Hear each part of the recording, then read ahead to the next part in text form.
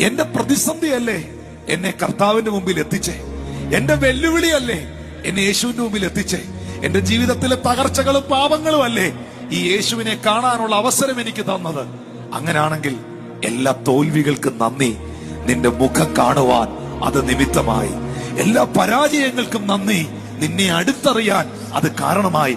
എത്ര പേർ പറയും, എന്റെ കർത്താവേ, എല്ലാ തോൽവികൾക്കും നന്ദി, എല്ലാ പരാജയങ്ങൾക്കും നന്ദി, എല്ലാ പ്രതിസന്ധികൾക്കും നന്ദി, നിന്റെ മുഖം കാണാൻ അത് നിമിത്തമായി. ഏറ്റവും കൂടുതൽ പ്രാർത്ഥിച്ചതെപ്പോഴാണ്? നിങ്ങളുടെ ജീവിതത്തിൽ നിങ്ങൾ ഏറ്റവും കൂടുതൽ ദൈവസാന്നിധ്യം അനുഭവിച്ചതെപ്പോഴാണ്?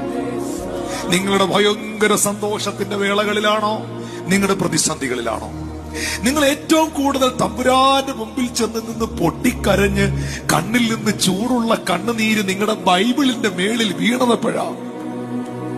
നിങ്ങളുടെ ജീവിതത്തിന്റെ വെല്ലുവിളികളുടെ നടുവിലല്ലേ? നിങ്ങൾ ഏറ്റവും കൂടുതൽ ശുശ്രൂഷയിൽ പ്രയോജനപ്പെട്ടതെപ്പോഴാ?